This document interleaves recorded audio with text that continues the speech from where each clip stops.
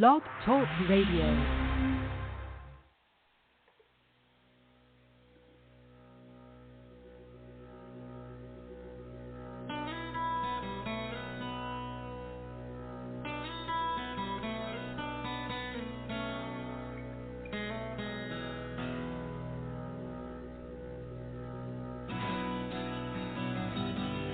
Welcome to Take-Two Radio. We are pleased to bring you interviews with people in the entertainment and music industry, discussions and recaps of the 4 remaining daytime soaps. That's The Bold and the Beautiful, The Young and the Restless, General Hospital, and Days of Our Lives, as well as various other shows. For upcoming and previous shows, check Take2Radio.com. That's with the number 2. And you can find us on Blog Talk Radio, iHeartRadio, iTunes, and other streaming apps. Follow us on social media at Take-Two Radio, and thanks for listening. Hey, good afternoon, everybody. This is David, your fill-in host for Take-Two Radio, who I am filling in for Pam, who is under the weather right now. And with me tonight, I have Anthony and Candace. Hey. Hola. How are you doing? So, tonight, we are thrilled to have back the talented and multifaceted Kevin Spirtas joining us.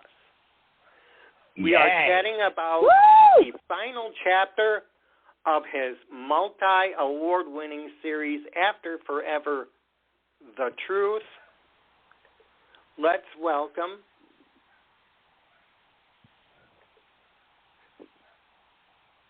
Hello.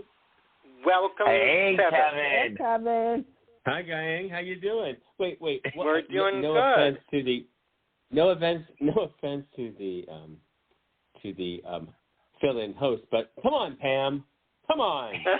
I know. Get well soon. Yeah. Kevin, Pam wanted me to officially express her regrets because she is very much under the weather. She is she's having pain issues. It's all right. It's all good. Kid. I was making a little light joke about it because I love her so much. And anyway, I just wanted to say, we love you. Get well soon, Pam. We love you, Kevin. Absolutely. So glad to have you back, man. It's glad to have you back. Glad to be back. So I'm going to start you off with her questions, and then I'm going to see if I can find my own in there. Okay? So, all right. Are you ready?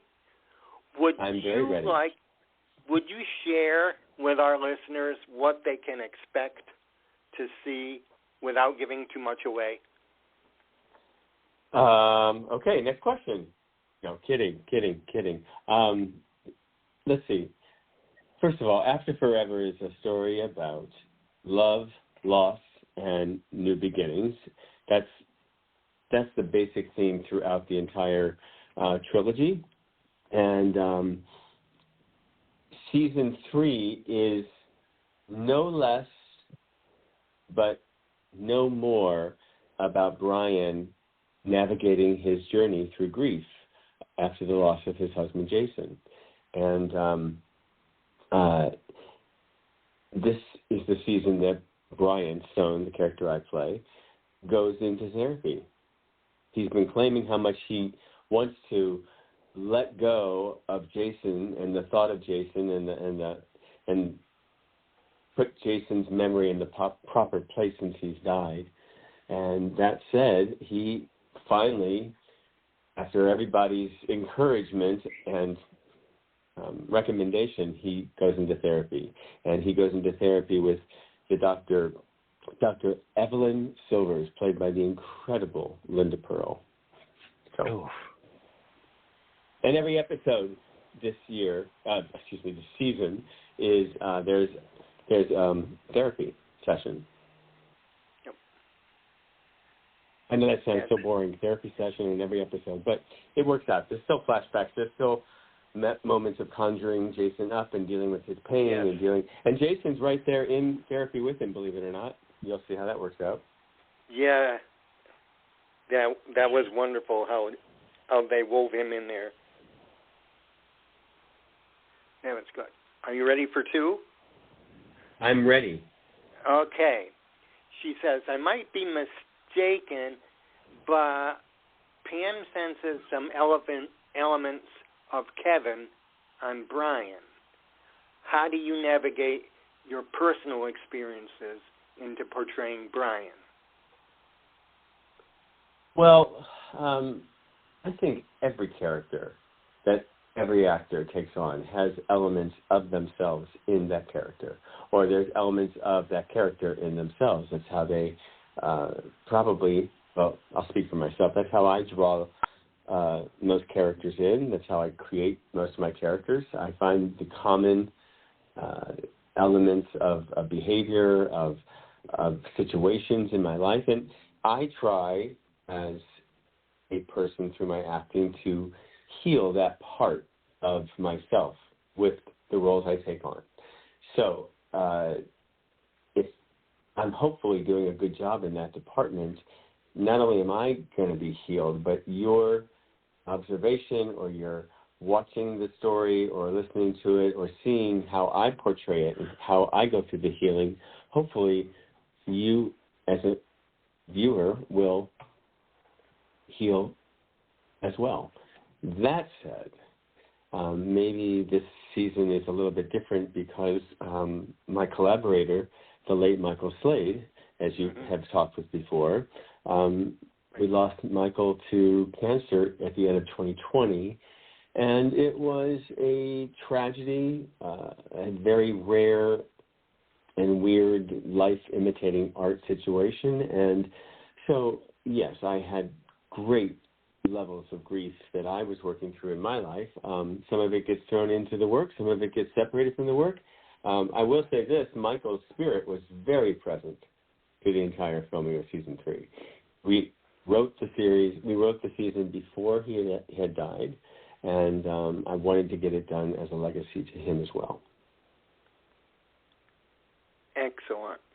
That I think he'd be proud. I really do. I know he would be. I do. So, what do you think on Pam's final question? What do you think is next for Kevin?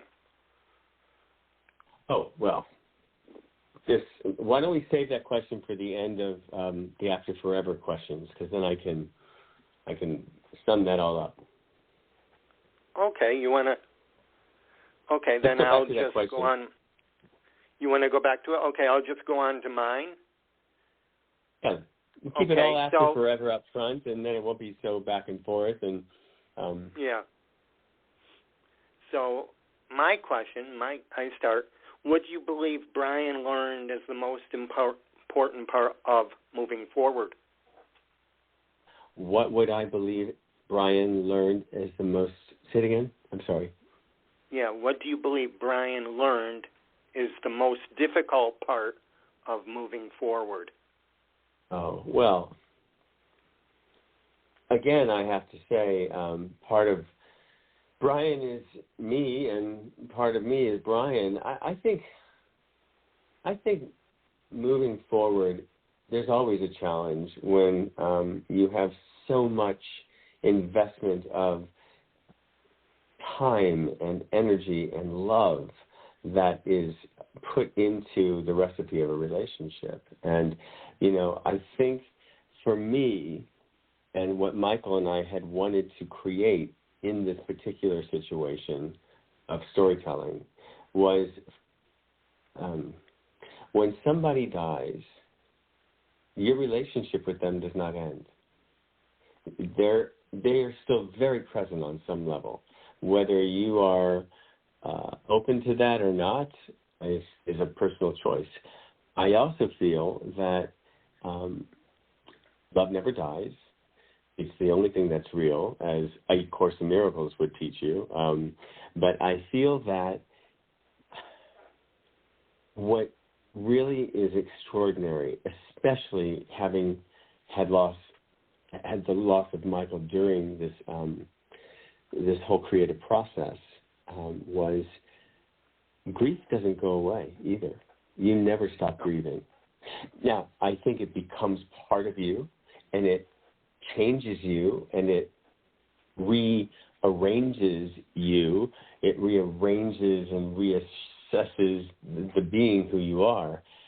But that grief is a bittersweet, beautiful, and challenging reminder that you had loss, and that your loss is not necessarily a terrible thing all the time, but it is something that you're reinvented as a result of it. And the fact that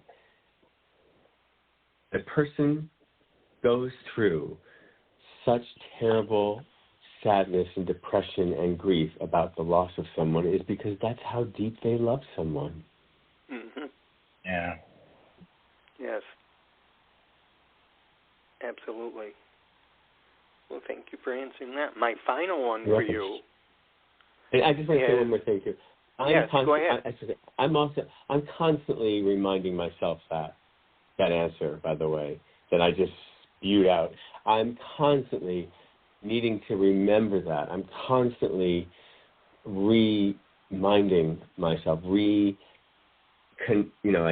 recognize my mind about that, because it is recognizing that that's who we are. We don't get out of this place without loss, or being the loss, the focus, or the object of the loss itself. So, anyway, I think that completes that answer. Yeah, I think it does too. Well, I got a more fun question for you that gets a little lighthearted. You brought her up before, but you were graced with the presence of one of my personal favorite actresses. So how did you come about bringing Linda Pearl on board with you? Excuse me. Linda Pearl. Let's talk about the incredibly gifted, talented, beautiful, lovely, talented, lovely, beautiful, wonderful. Did I say that already? Linda Pearl.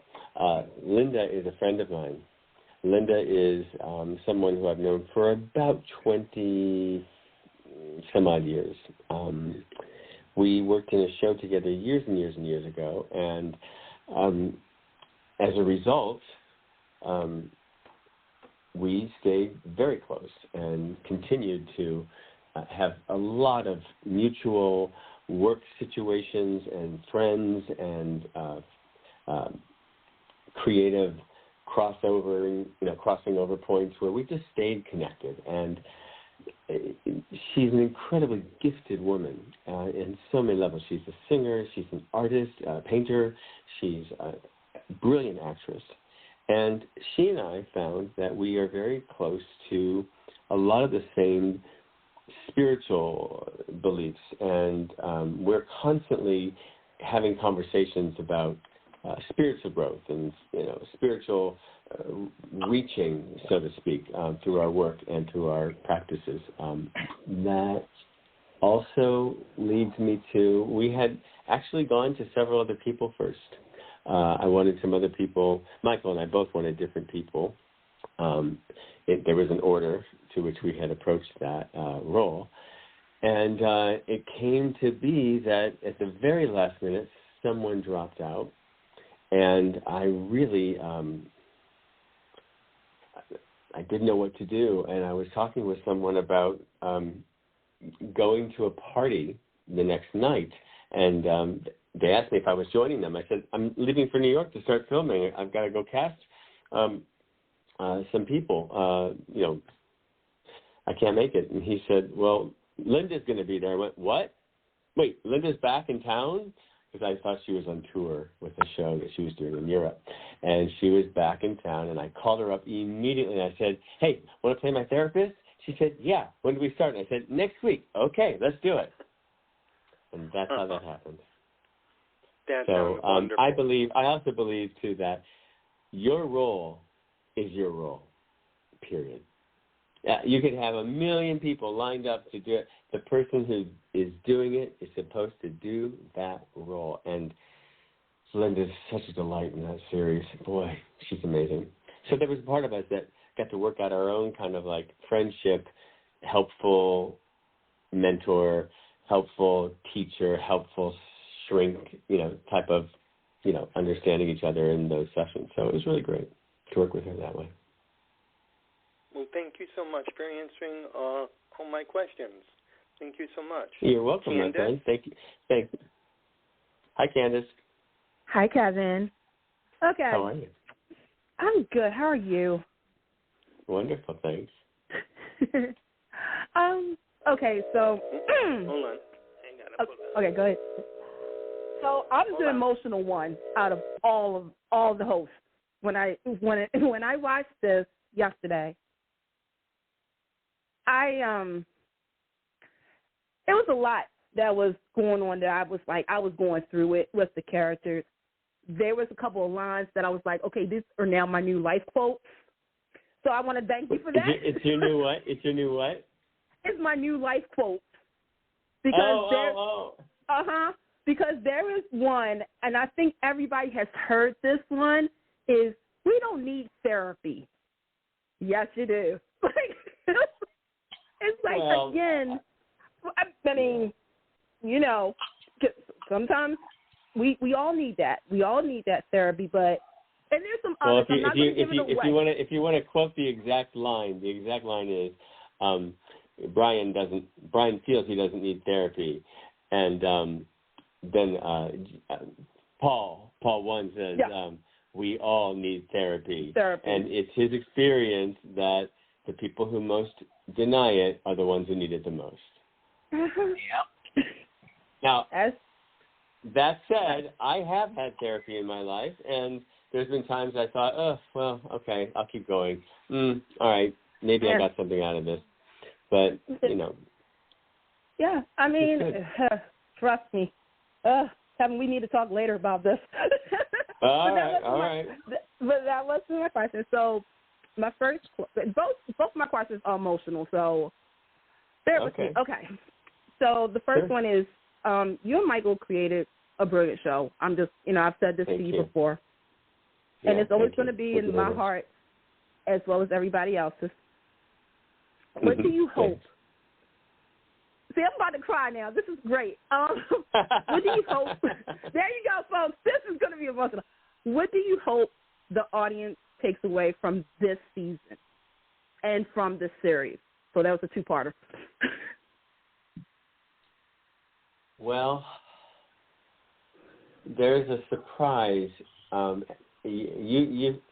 won't say it, but at some point, Linda, as the therapist, says something to me, and I will just sort of say that it was Michael's line that we took from our acceptance speech when we won in 2019 at the Emmys, that there is life after grief. And that's our biggest want, is for any audience member to see it or hear it or watch it or learn from it, is there is life after grief, and you can still move on and enjoy life and still, take that part with you. It's what we were talking about in the very first question that Pam had asked about, what did I learn? And I think I really got to come home from, I took it home into my life, was the understanding that grief is not something you do for 12 days. You take a pill and it's done. Grief is an ongoing, navigating path to figure out and to ride, if you will. And that's the beautiful thing about the series and the story. Excuse me. And the story is to come to a place where you can accept that. Yeah, that. So you got me over here crying, Kevin. Good job. Well, I'm so touched that you're touched, and I'm so honored that it moves you. And I know it's a bittersweet, feeling, because there's so much layered in that part of the story, and been over here with me and Michael, and how, Right. And I also believe, I told this before, I could have been on the moon that day when Michael came up to me at the gym and said, are you Kevin Spirtas? I used to write for you on Days of Our Lives. I could have been on the moon. We were supposed to meet. We were supposed to have this universal crossing point, and we were supposed to find this journey and work it out and take it together. That's my belief. And call it higher power, call it the Holy Spirit, call it science. Right. I don't know. But that's how it has been, and that's what it's been about for me. Yeah. Okay, so my second question is, and I'm just going to say it once again on behalf of the fans, like myself, like David, Anthony, Pam, who shed tears and shared the joy. We want to say thank you. And to Michael and to everybody. Thank you. And I'm going to turn this over to you on this one. Is what would you like to say to everyone who has supported this show over the last year? This is I'm going to give you like your Emmy moment. Because by the way, I'm supporting that. Well, first of all, thank you. You're so sweet. To everybody, first of all, thank you for your constant support and your constant love of the show and the series and the message it's been about. Right now, as you and I are speaking, we are having some issues getting it up onto Amazon. It was supposed to be out last week, and for whatever reason, because we're self-distributed, there's no real confirmation or timeline that they can say, here it is. They just get to it when they get to it.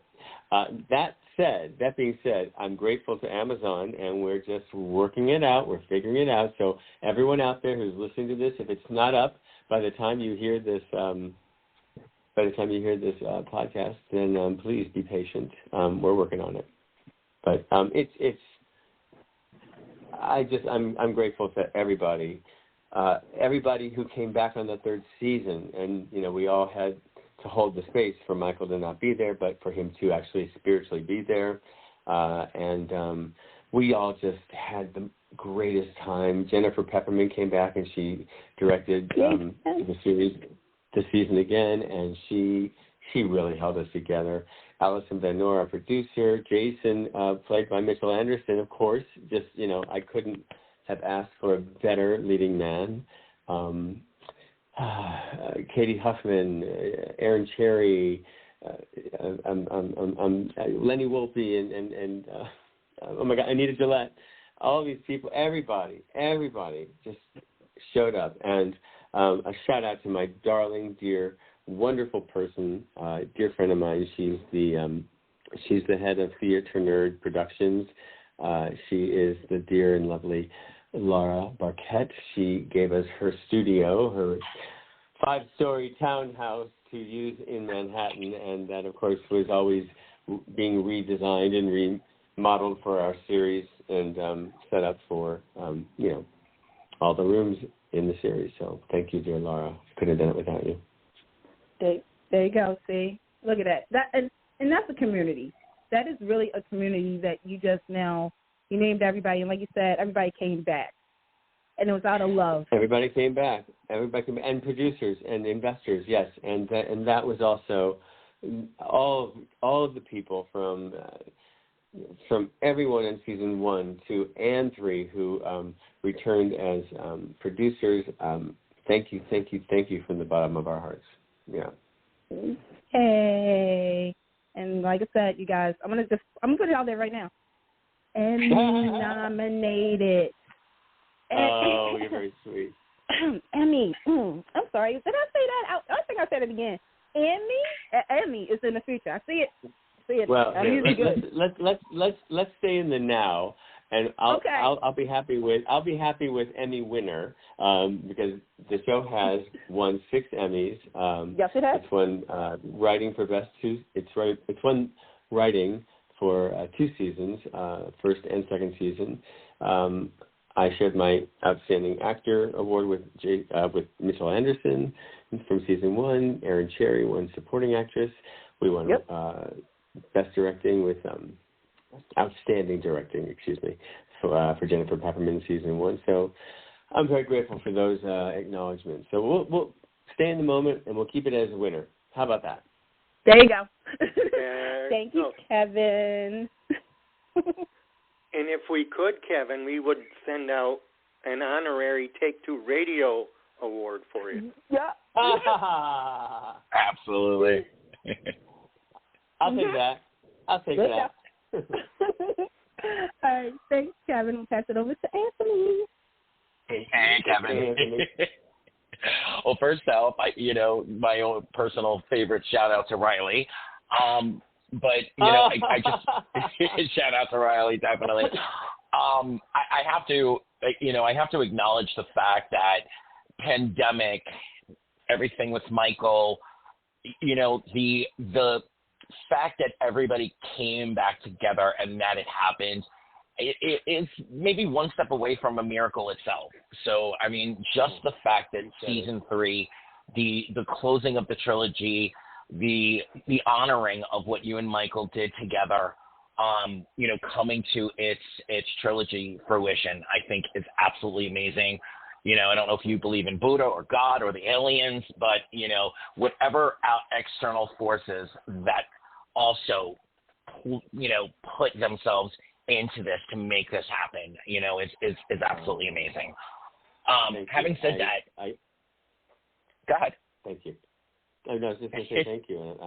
I couldn't have believed it until it actually happened, because there were a lot of challenges. There were a lot of obstacles. There was a lot of startups, and then it would drop. It would stop, and then we'd start up again, and it would fall out again. So,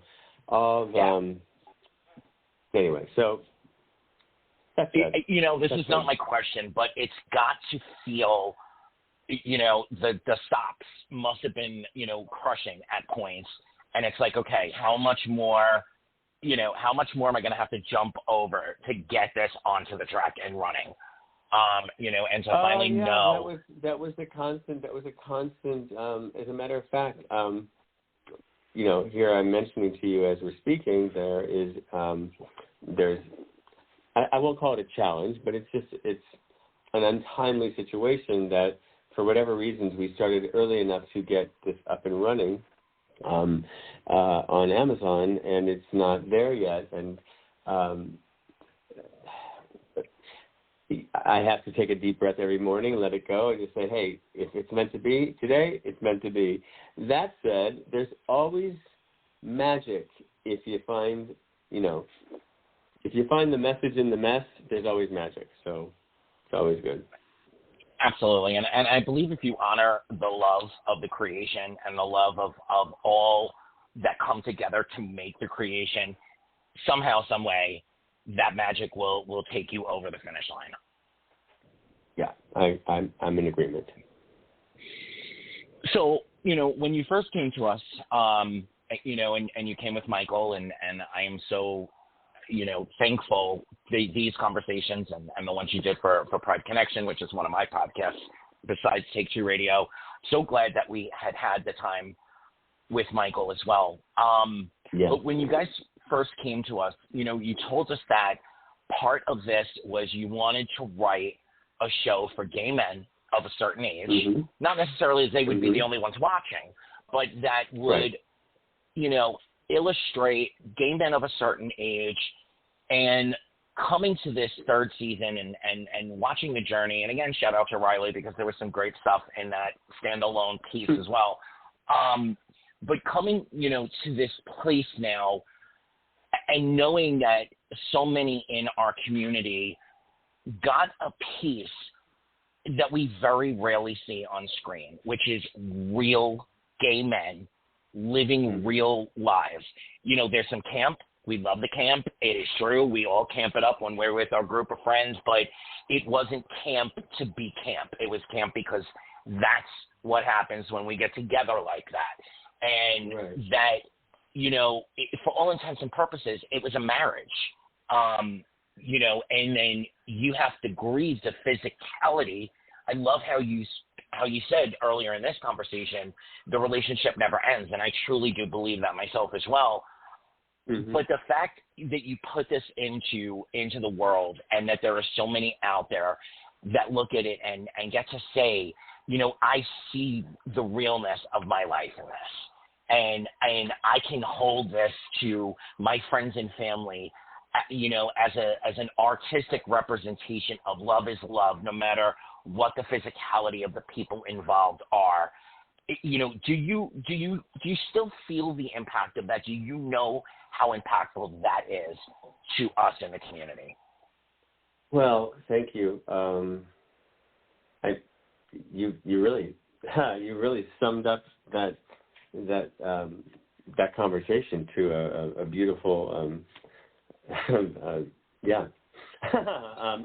I know deep down in my heart of hearts that Michael and I set out to create something that was truthful and personal and close to us, and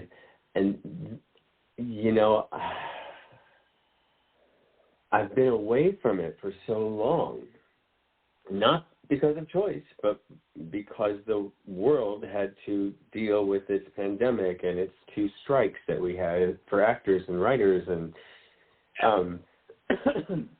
I'm very excited to get back up on the saddle and canter away because I know this story has meaning to a lot of people, and not just the gay community. When I was with Michael, I said to him, I want to do a story about gay men who are not 30, because I was not 30 anymore, and I was at a different place in my life. And that's the hook that hooked him. I know that because, when I was like, come on, we got to write something, he's like, get away, boy, you bother me, And I used to tease him about that. But the truth is, when he knew that my intention was to create something that was about he and I as our demographic, middle-aged people in general, gay men, women are not written for or written in the canvas of storytelling. And we put ourselves right there in that canvas so we could, have some sort of voice. Is it everybody's particular story? No. Is it about love and loss? Yes. And again, I will say it, Michael would say it, the story is about love and loss, and we are not getting off this planet without loss. It can't happen. And if you know a way around it, please let me know. I'll write that story. Awesome. Thank you. I actually have 2 more questions for you, but the next question, I'm going to take you back to Salem for a moment. Okay. I, want to shout out in podcast form, congratulations for your nomination last year. And, that storyline was also very impactful in a very different way than After Forever, of course. But, there was a lot of conversation about it. Playing with the fabulous Greg Reichardt had to have been amazing.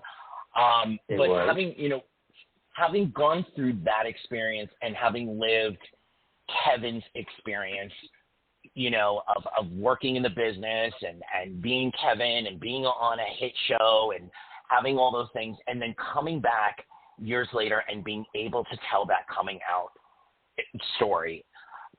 Can you give us a snapshot how it felt, and also what it felt like when you got that nomination? Well, there's a 2-parter to this. First of all, when we were on stage at the Emmys in 2019 on that Sunday night, and Friday night, the Friday night before, I was on stage a lot. I was presenting. I was winning. I was winning with Michael. And you look damn good, by the way. Thank you very much. And I think the cool thing about that was that I was able to stand on that stage, as well as Michael. But I was standing on that stage and I was looking out into this audience, and I was sort of living this very surreal moment in my mind, like I had always dreamed of being up here winning for something. Who knew this was going to be the path, and this was going to be the way it was. It was going to be something that I co-created with another talented human being. And all of a sudden, I got this hit that I'm going to go back on the Days of Our Lives, and they're going to have my character come out. That happened on stage in my mind while we were winning all the stuff for After Forever. Now, I can't tell you how I knew this. I just sort of like at that time in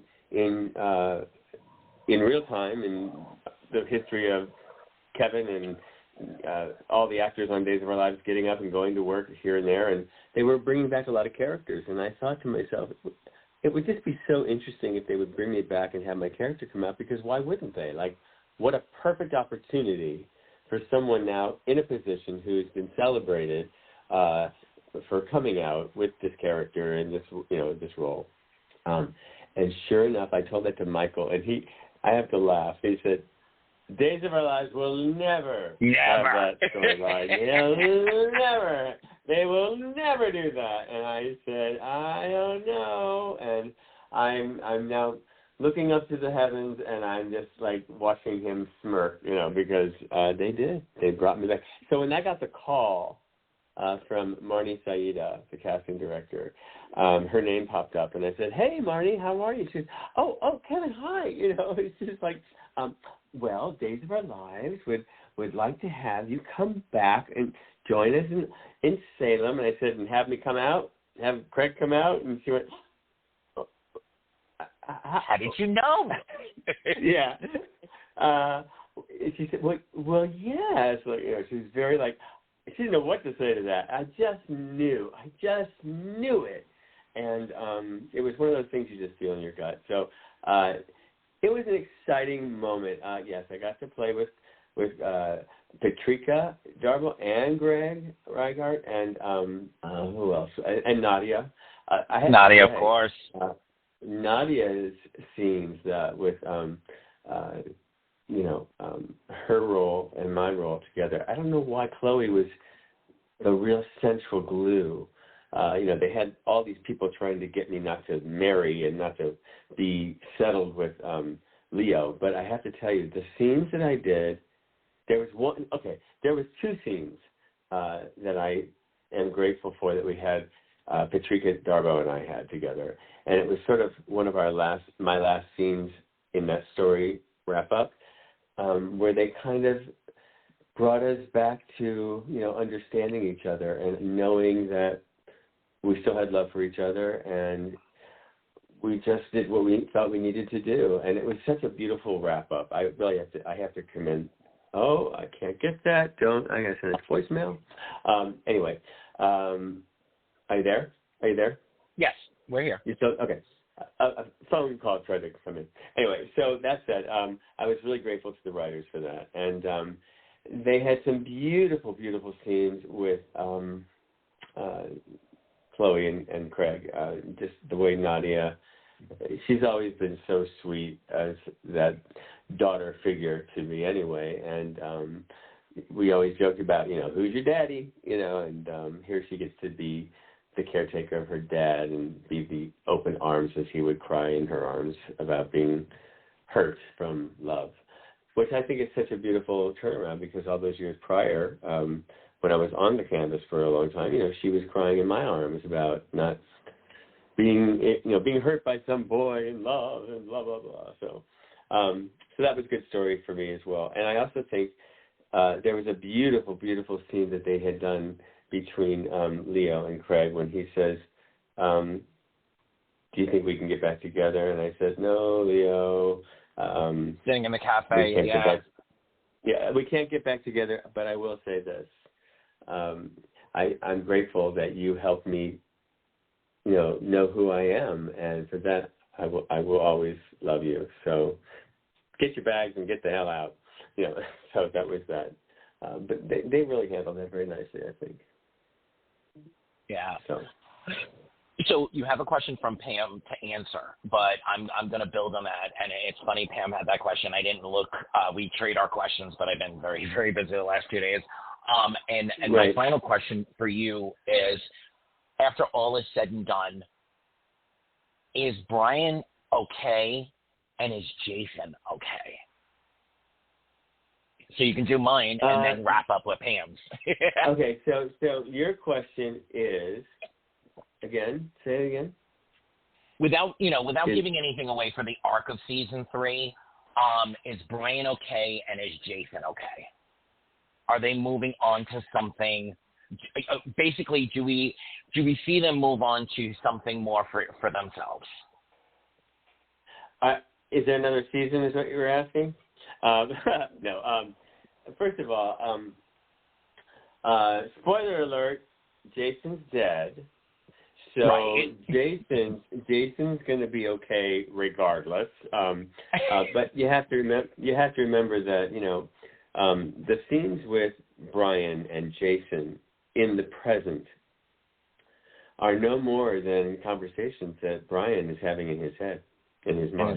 If you really want to pull it apart and look at it. So, is Brian okay? I think we wrap this up in a beautiful, positive, forward way.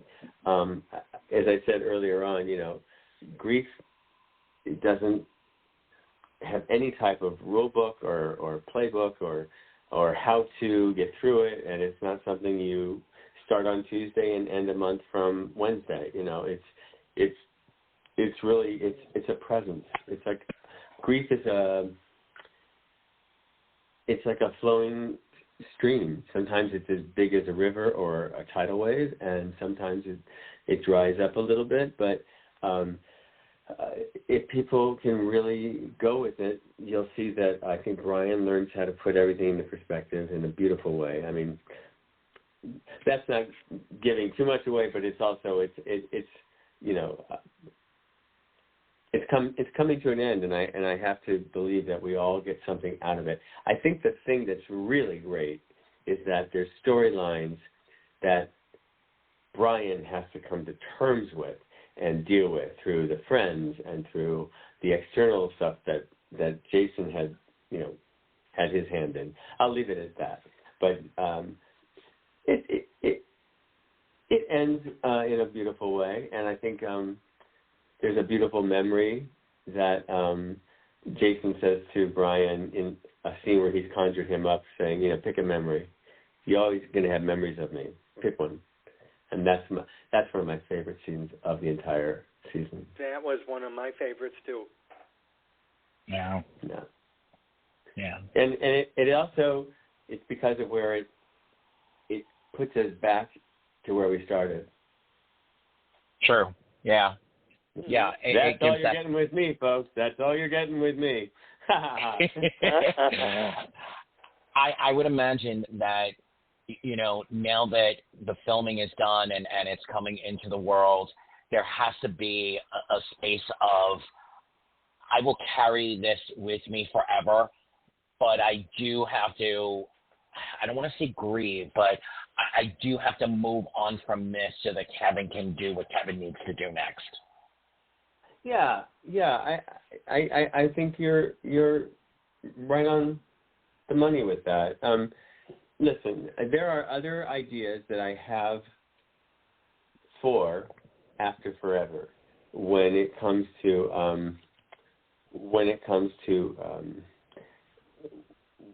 how to distribute and how to create it again with other people.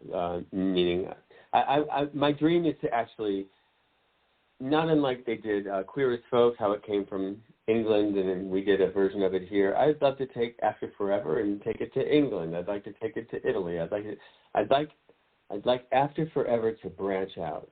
And it doesn't have to be me playing Brian, but I think that I know who Brian is. I know the story. I would like to have it go that way. That being said, I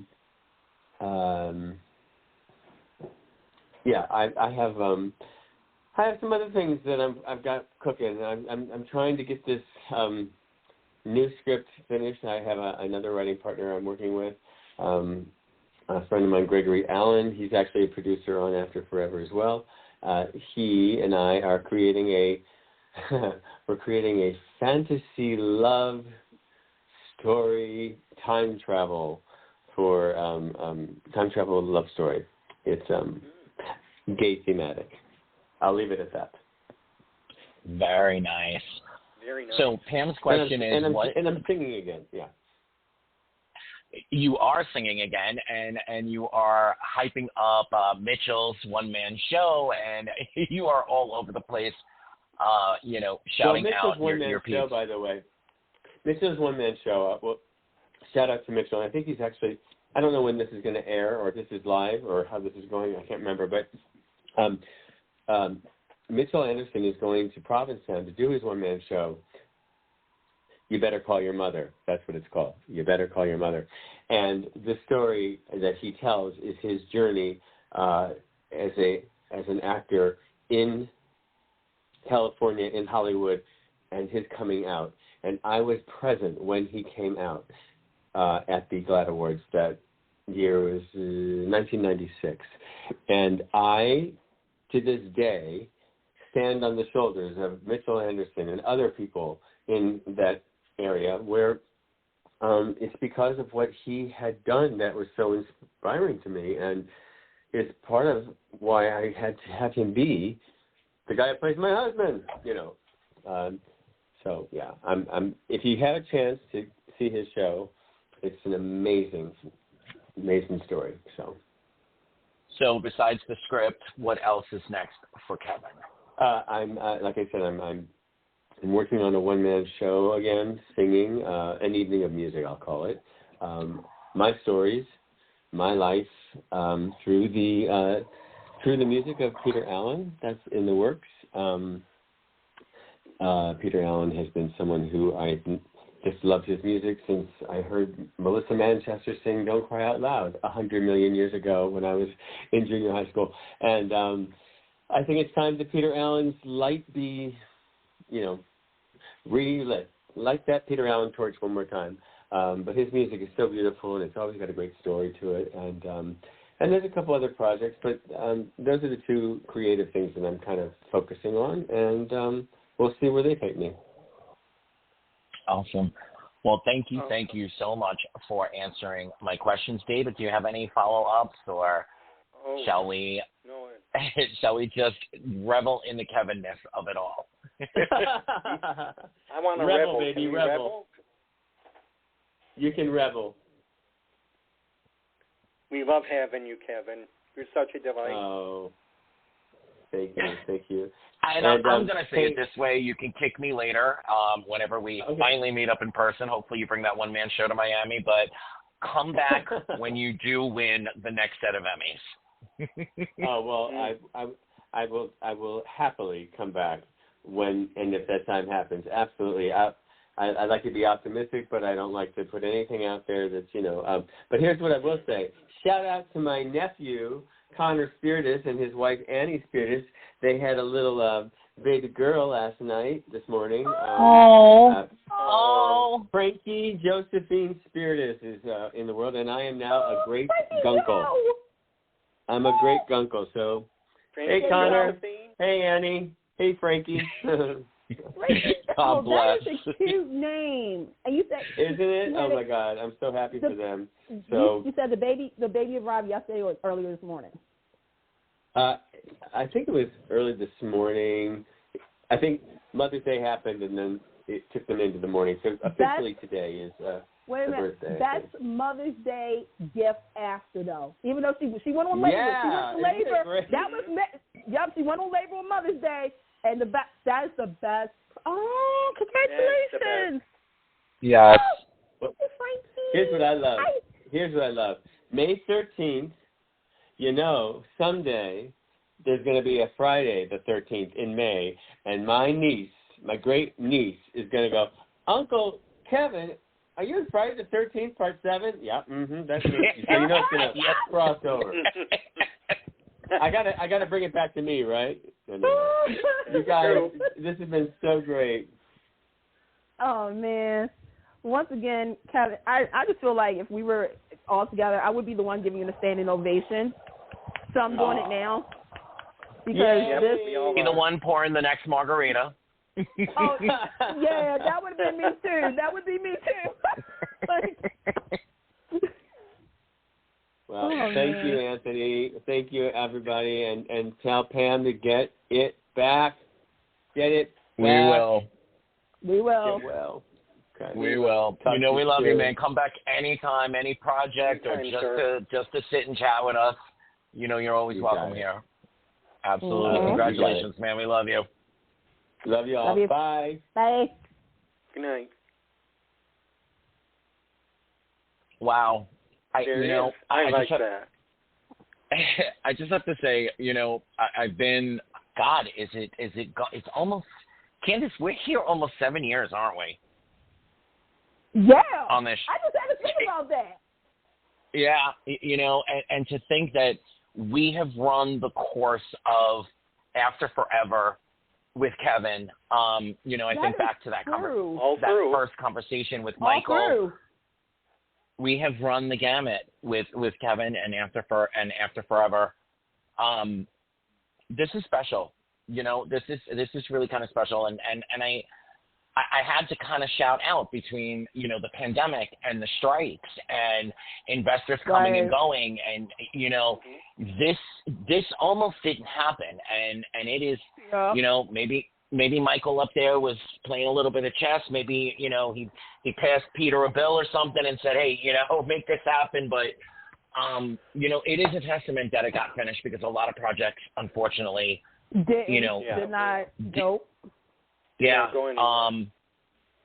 And it's such a beautiful story, and from someone who's in the community of a certain age, I'm not quite their age.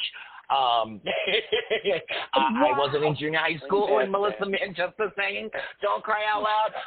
But, that I remember. I got to tell you, being a gay man of a certain age and being able to about the same age, so.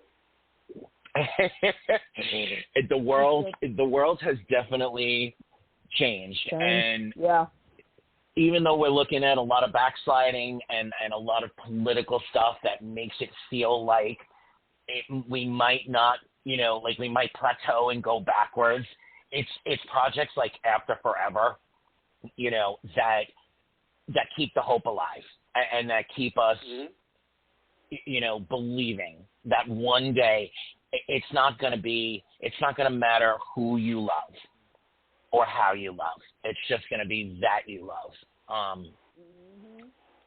Yeah. All right. Thanks. Thanks, Kevin, to always coming and spending time with us here at Take-Two Radio. All right.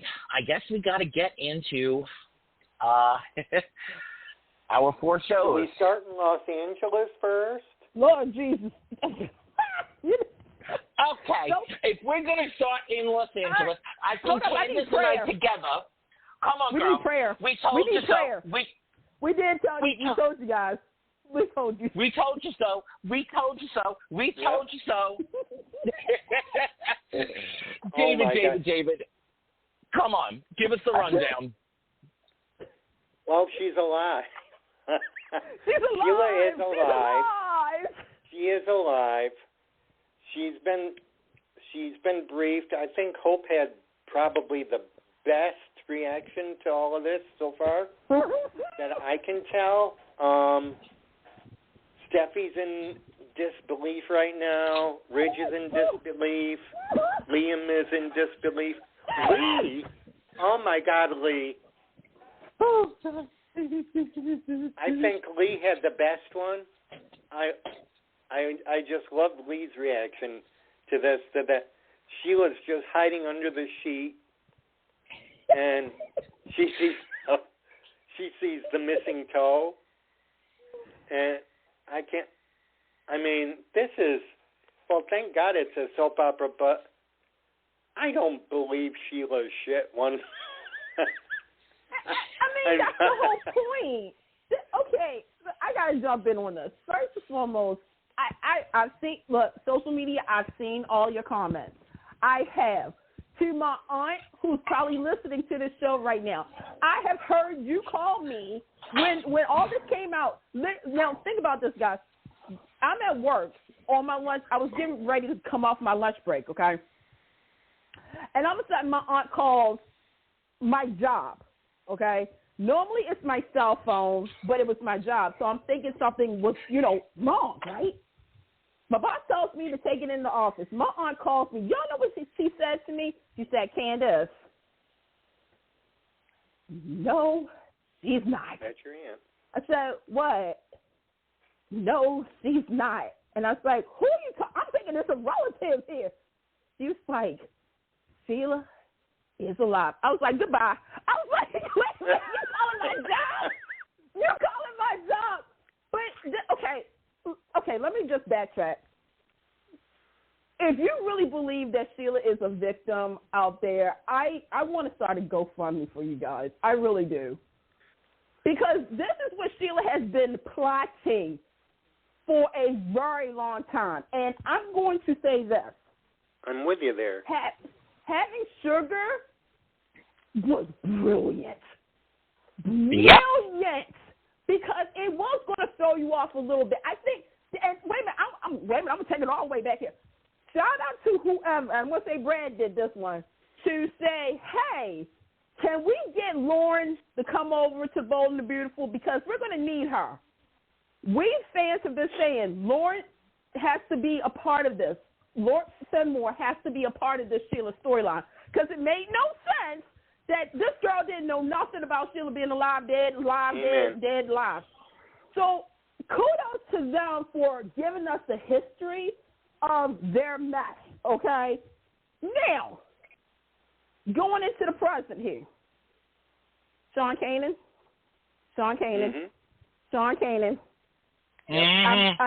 I'm getting your Emmy reel together, honey, because the phrase that will live on forever, 10 toes! 10 toes! 10 toes! Yeah. 10 toes! Because the thing is that's how we were going to figure out if that was Sheila or not. You know how, like, some people, like Brady Black on days has a scar, allegedly. Katie has a scar because of their heart, right? That's how you're going to identify a body, is that if this person has all their fingers, thumbs, all that stuff. Okay, so you got Deacon, who's been Team Sheila. But okay, people, Anthony, David, come with me to the church of William J. Bell and Lee Phillip Bell for a minute. We have been saying Sheila has been calm. She wasn't tamed.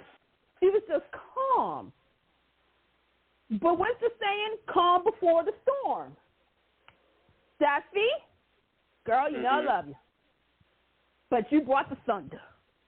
You made the storm into a hurricane. You made the hurricane into a tornado.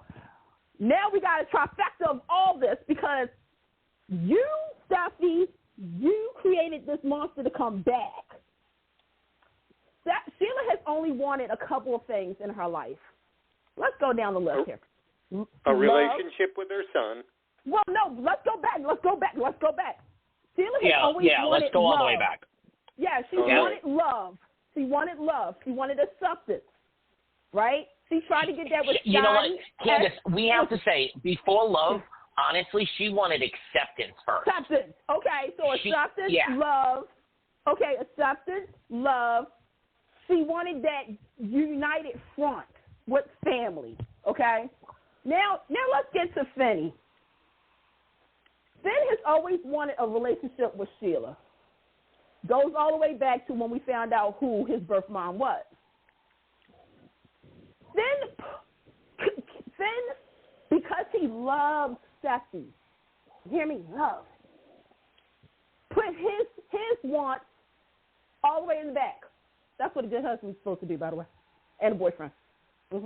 I ain't saying no names, but if you're listening, hi. He said he did that. He didn't want to hurt anybody's feelings, so that's being said and done. But Sheila's always wanted a relationship with Finn. But Steffi was always the one in the middle. Okay, yeah, shooting, pop, pop, pop, pop, pop, pop, pop, and everything else like that. Now fast forward, you got Sheila trying to play the innocent victim, but she's actually got what she wanted. If you saw today's episode, it confirmed everything that we've ever said about Finn and Sheila and Steffi. Finn is like, this is another chance for me to really get to know her, even though I know that you don't like her and everything. She saved you, Steffi. She saved you from sugar. Steffi's over there like, what? See what? She's like, what? Like the word Sheila and hero don't go together. This is such a classic Sheila Carter move that this. It is. And I know people are like, this is stupid. This is, again. Okay, I'm going to jump in here, Candace, and I'm going to say, you know what? Let them all say this is stupid because exactly what you just said, this is a classic move.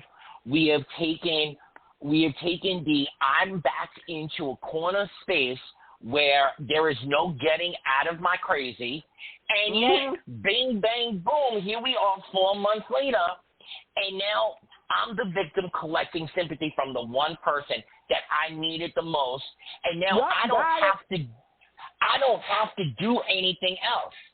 The first domino fell. Watch, click, click, click, click, click, click, click, click, click, click, click, click, click. All the other dominoes that I want to fall are going to fall, except you know there's going to be a spoiler somewhere in this, and Sheila's going to come out of that little shell that she's in right now, and the Sheila that we know and love is going to emerge. But this is classic Sheila. Even when she was on the Young and the Restless canvas, there was always the front line plot, the B line plot, and the C line plot that was going on that none of us knew about. Once A exploded and B was up there, then we got an inkling of what the C was. And when the C came out, wigs came off, earrings flew across the room, boats blew up, babies. We don't want to talk about what happened with baby. Hey! It may feel about the baby. It may feel a little stupid right now because I will agree with if you don't know Sheila from back in the day all the way forward, and again, the not just sugar and all that, so many people don't know the whole sugar storyline, and they don't know all of that. So it doesn't feel connected in that way. So it feels stupid. But this is not the end. This is not even the middle. This is the beginning of a whole nother arc. And the fact of the matter is, Steffi is basically Stephanie Forrester at this point. Steffi is the Stephanie of the canvas. And she's always been. Wait, say that again, Candace? I said she's always kind of, in this situation, Steffi has been Stephanie Senior. Because the thing is that another reason that Steffi is feeling a certain type of way, okay, yes, half of it does revolve around Finn. It does. However, but the history. Go ahead, girl. Exactly. But the history of Sheila and the family, which Finn found out during you guys remember the wedding where Brooke was kind of saying, like, hey, she has history with A, B, C, D, F, G. Keep in mind, Sheila also cut Thomas's hair. Y'all remember that?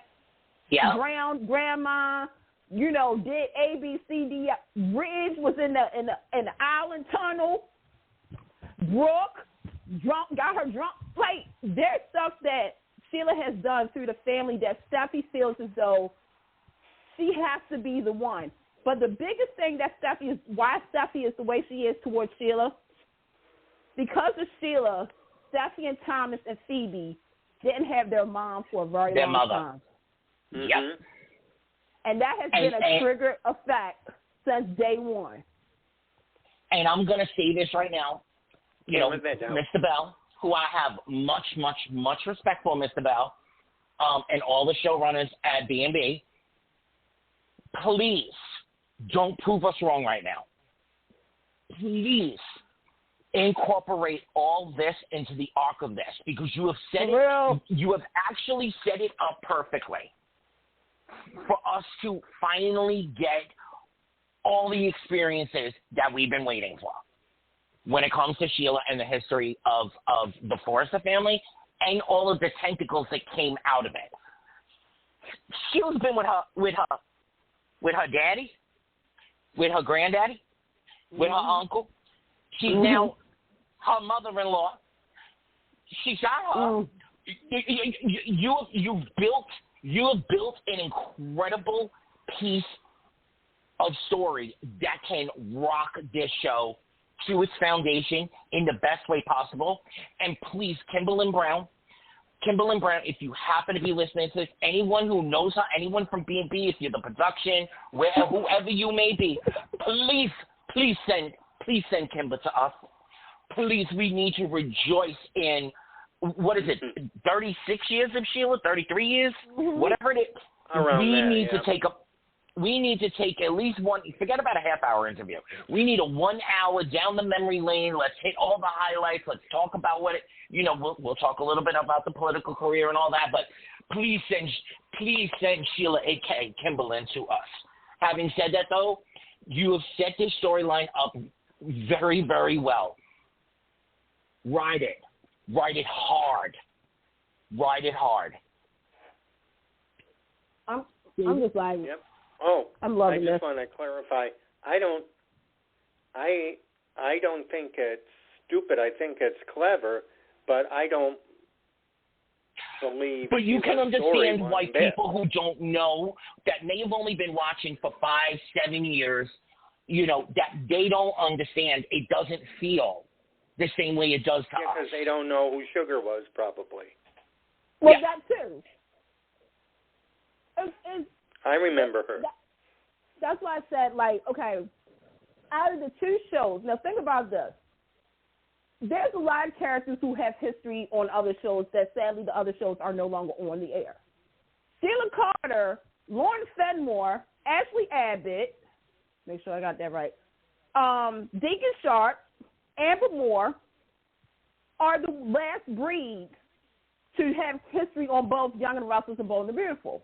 However, with Sheila, she started on Young and the Restless, but she has the most history over at Bold and the Beautiful. So it depends, I always say this, it depends on when you start watching the show to understand Sheila. And that's why I was like, I think everybody was praying that Tracy would bring Lauren over to Bold and the Beautiful. And you need the flashbacks. I always say this, if you're lucky to still have the original actors, flashbacks are the best thing to have. Then you can flashback. You can flashback. You can show you, all the stuff of her poisoning her, da-da-da-da-da. Because I do feel as though some people have only seen the tame side of Sheila. They haven't seen the Sheila that we all know. We know that Sheila can be nasty. We know she can lace somebody's necklace with some drugs and make them go crazy to where they want to jump off of a bridge. Amber, Lauren, anybody? We know that she can be, she can drown somebody, okay? She can, do A, B, C, and D. And I'm going to put this out there right now. Anthony, you said Kim, right? You want Kim on the show. Okay, let's make that happen here. You know who I want to see on Bold and Beautiful? I need Ian Buchanan stat. Mm-hmm. I need Ian Buchanan stat. And I'm sorry. Yes, Brad. Hey, how you doing? I need to know a little bit more of why Sheila is so obsessed with Finn when she does have other kids. I'm just saying. Because Anthony, if you get into my brain here, because I could see a real delicious storyline if let's hit summer and fall for this. Because I feel as though Finn is already is going to be under Sheila's thumb, like Sheila has always wanted. This is going to cause tension between Steffi and Finn. And no, I do not need a Liam and Steffi. Sorry, Liam and Steffi fans, I need a break for a minute. And I like them, but I need a break. I'm seeing something that could be really delicious. And yeah, let's go. Let's go. I'm here for it. Mm-hmm. Ian I'm here for it. She's such a prolific character. I mean, how many kids? I remember Mary. Dennis Ridge's half sister. Because remember, she was the Massimo one and her had a kid with Rick, right? No. Okay, so here's the story about Sheila Carter's kids. Okay. So we know about Mary. We know about the little baby that Massimo in her had, because remember, Sheila does have Ridge's half sister. Oh, yeah, so. Yeah. And then there's the twins. Then it's the twins, Ryder and Daisy. Then okay, so it's Daisy. It's Ryder, Daisy, Mary, Diana, John. Diana. Okay, yeah. So and that's Finn. it, right? Yeah, that's what I said. Yeah, John Finnegan. Yep. Mm-hmm. 6 kids. And Yep. So Diana was Massimo's. Mhm. Am I right? Okay. Yeah. Candace, just refresh my memory. What is the last thing we know about Diana? That she was a little baby. Yeah, refresh mine too. That she was a little baby. There was never anything else about her, right? Nope. We never saw her Saurus.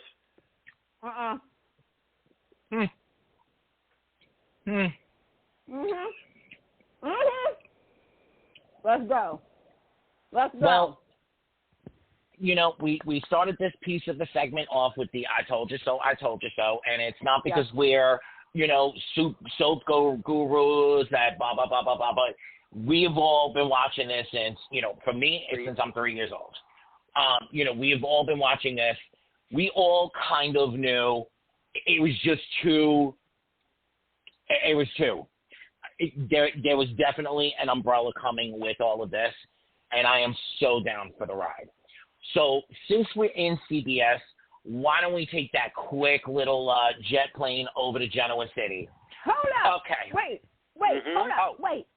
Before we go to the GC, I need to say something. This is Candace's editorial for right now for both requests. Bringing on Ivy, brilliant. Oh my God! Yes. Let me tell y'all something. Yes.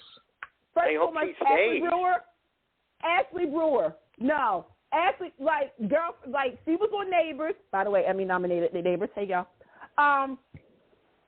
Okay. Let me cleanse myself. Hope and Steffi and Hope. There's times where I need Hope to really go there and lash out at Steffi. There's times where I'm like on Steffi's side when it comes down to Hope. However, there are two kumbaya sometimes because I feel as though there's some things that can't be said and done. This is where you have the third party comes in because Ivy has history with both Hope and with Steffi, and especially with Steffi because Steffi electrocuted that girl. Y'all was there for that. Y'all remember. Yep. I love the fact that Ivy came back and she's like, my eyes are set on Liam. We have been saying that Liam hasn't, look, round of applause to Liam, y'all, because even though he kissed Steffi 2 times, he's actually been focused on being a good daddy. Scott Clifton, you've been working out. Love it. Keep fitness fit. But I like the fact that Liam has kind of taken a bow out while Hope is still dealing with the fact that Thomas and Steffi is dealing with Finn and all this drama. So here comes Ivy, and she's like, I've been thinking about you, and, da-da-da-da. And she kisses him. But then Steffi looks, and I'm like, Steffi, girl, now, look, don't do it. Don't do it, Steffi. When Steffi was like, oh, my cousin comes back in town and doesn't tell me, but she's kissing Liam, I'm like, the shade of it all. I'm enjoying so far the banner between Ivy and Steffi because here's the thing. Hope is not going to do it, but Ivy is like, you know what do I got to lose? Ivy's going to blow it all up. And remember when I said, so it was about a month ago, spoiler alert, somebody's going to come in to mess this whole thing up? Ding, ding, ding, ding, ding. And by the way, is it Ivy? Poison Ivy. And here's the thing, for those who keep saying Hope and Finn, you okay? I don't know. We just now said something. Here's the thing. Ivy doesn't forget certain things. And when there's an opportunity presented, Steffi, I kept telling you, you need to really watch out. You need to open your eyes and look all the way around. Yeah. You think you're dealing with one problem? Oh, no. are you saying she could have 2 problems? No, she could have 3 problems. Well, if you really want to go there, wait a minute, hold on. Ivy after Finn? Is that what? That's what I'm getting. It could be 4. Hold up, it could be 4. I just thought about. Okay. I'm just putting it out there. Hey, Brad, if Brad, Lawrence, Tracy, Rachel, all of you guys, Michael over at Bold and Beautiful, if I get this right, I want my Venmo. Please tell me y'all not thinking about Ivy and Sheila teaming up against Steffi. Anthony, do we know for certain that she's here to stay, or was that just a passerby thing? I don't know, but I'm now getting hyped on my idea here that Sheila and I. Okay, I have a spoiler. All I can say is she will be around long enough to be the catalyst for all the dish to come out. And we got a wedding coming up. Oh, my God. Yeah. 2 weeks from now, I'm going to have a bunch more. There's stuff I just cannot say. Right. But 2 weeks from now, we're going to have some stuff to talk about. Mm-hmm. Yeah. Mm-hmm. All right. Mm-hmm. David, any last-minute thoughts on The Bold and the Beautiful? No, I do not right now. I do. I have one thing to say. Okay. I do. We've taken the whole journey with you. We've taken it. Okay. Y'all need to solidify what you're doing with her. And I have a feeling in 2 weeks when we talk about the whole catalyst, we're going to see where Hope is going next. That's all I'm going to say. All right.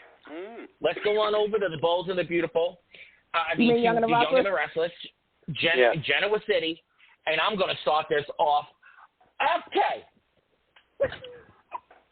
Miss Eileen Davidson for her, what would it be, 3rd, right?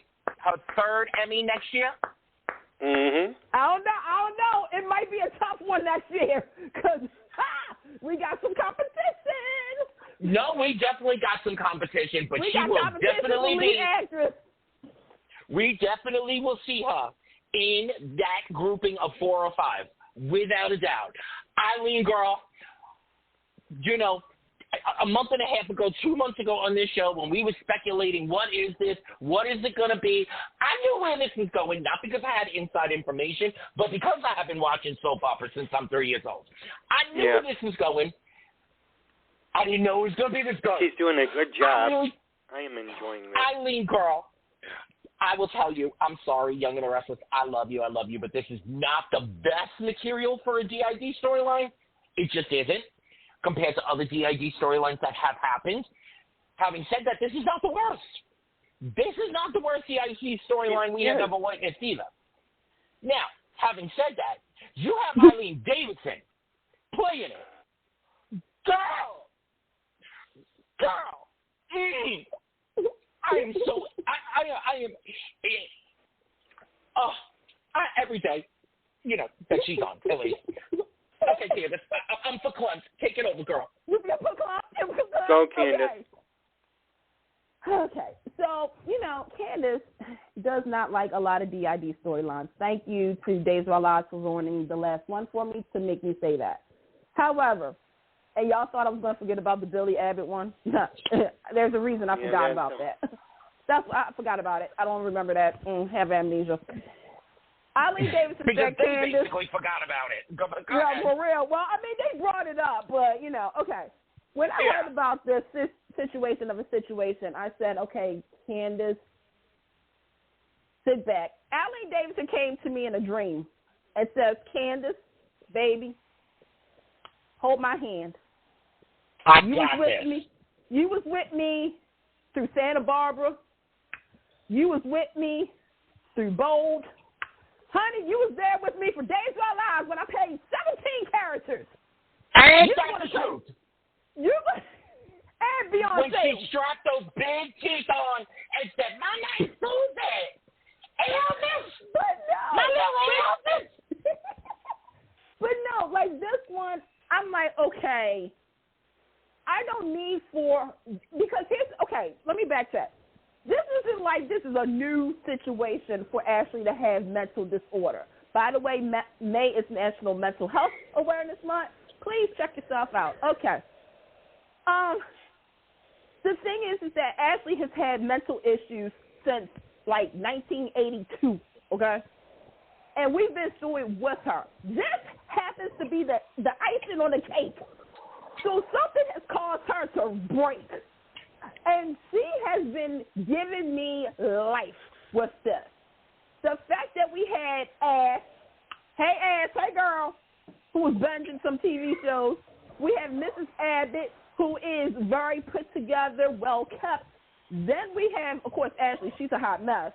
And then we have Belle from Savannah. I'm guessing she's from Savannah. It's so much going on. Look, I was like, okay, Aaron Spelling called. Okay, good job. But I'm intrigued because I want to see where this is going. However, I said this a couple of months ago on this show. I said, something's going to happen to Tucker.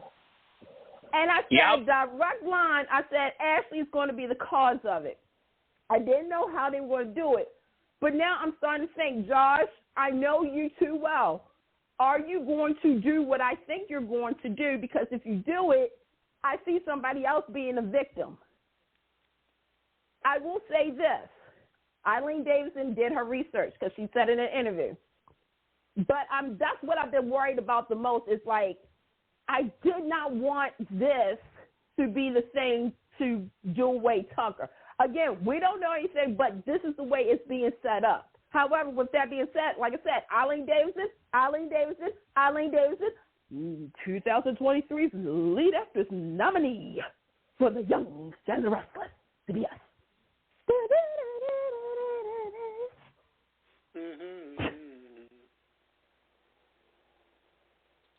David, what do you think? Oh, well, let's get David's take real quick. Yep. Go ahead, David. Yes, I'm really enjoying it, and I'm wondering if there's anybody else coming out. I think we're going to see at least one more personality, yes.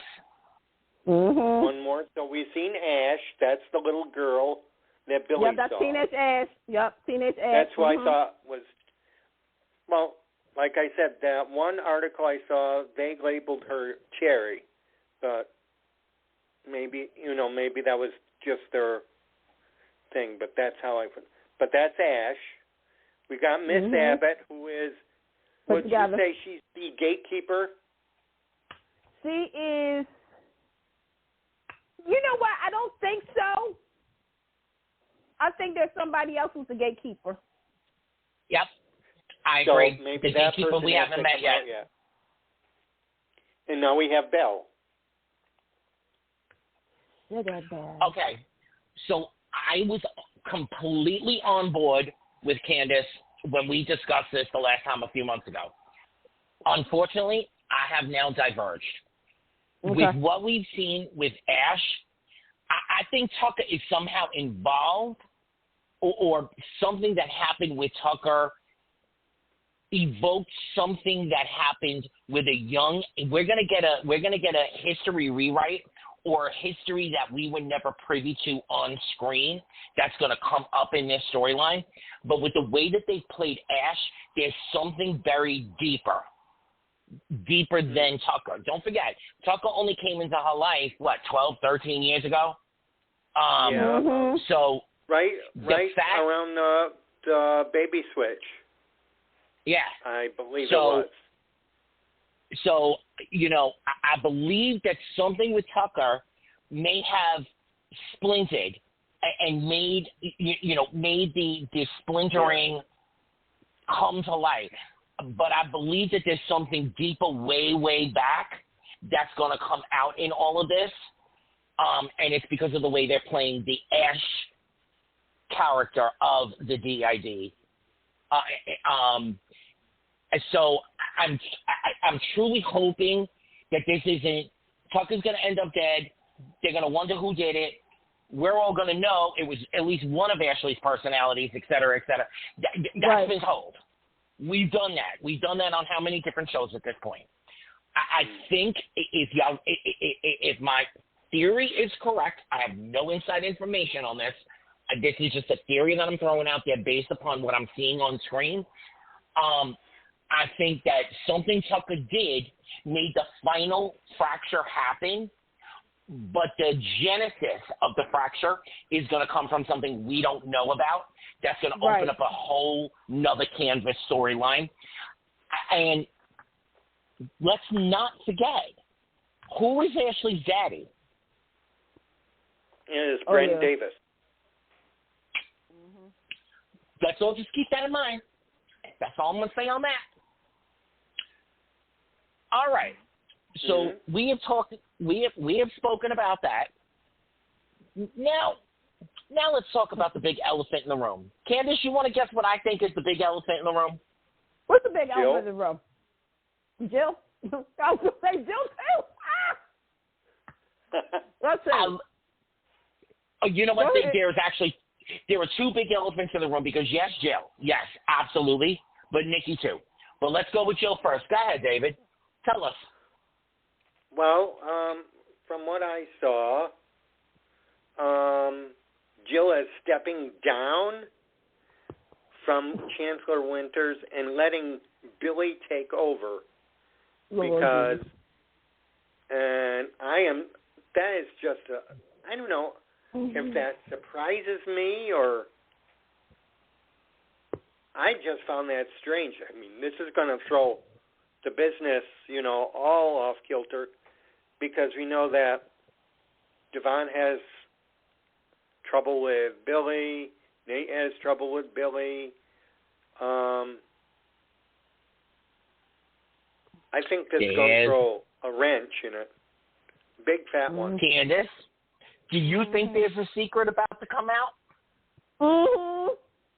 Thank you. Go ahead, girl. Okay, here's the thing. Hey, Josh, look, I know that there's a lot of changes going over at Young and Russell's right now, and I'm going to keep my mouth shut, but just stick to the writing, honey. Okay, Aunt May, first and foremost, Lily and Devon and Nate, y'all better show y'all aunt some respect, okay? Because I felt a certain type of way about y'all. I mean, y'all little kids. So don't disrespect my elders, okay? Regarding Billy's insertment, this is okay. Aunt Mamie kept saying something was going on with Jill. Like, Jill is like A, B, C, D, F, G. Billy is all like, well, my mom said I can run the company and stuff like that, too. I need for everybody to split because this combining situation is not helping anybody. I do think there's a secret that's about to blow up. And I think Jill, there's a reason Jill stepped down because something is up on her end that probably somebody knows.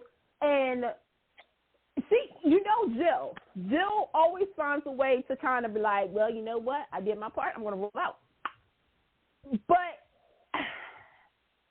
it's going to be interesting because Jill did fire Billy first and put Lily in power. Devon and Nate are like we don't trust Billy, because they even asked Chance. They said to Chance, "What do you think?" And Chance is like, "I'm out of this," because Billy made a stinker about saying, "Hey, my legacy is on the line too, baby. You can create your own legacy outside. Hello, bring back Russell Styles for all we care." It's something about to go down between this whole arrangement. So I'm here for it. Yep, I am too. 2 weeks, probably we'll have something to talk about on that front too. Can't say what it is, but trust me, there's a reason. All right. David, talk to me about Nikki. Oh, gee, Nikki is Nikki's in rehab now, but that whole thing with her and Jack, I thought that was pretty odd. And I see more repercussions happening with Jack. I don't think he's totally over it. He's in it now. That was. I'm sorry, but that was dumb. Candace. Okay, first and foremost, let me say this right now. Melanie Thomas Scott, baby. First and foremost, congratulations to you, because you are going to get an Emmy this year. And Absolutely. In a couple of weeks, you and your husband will take your rightful place for that Lifetime Achievement Award. Even though you should have been nominated. But you know what? I'm going to let that one slide, because next year, baby, you're going to be nominated. Okay. Peter Bergman. The man, the myth, the legend. I'll see you next year at the Daytime Emmys as well. Yeah. First of all, that episode, let me just say this for those who don't know, that episode actually it made history. It was the first time on any soap you only had 2 actors the whole time.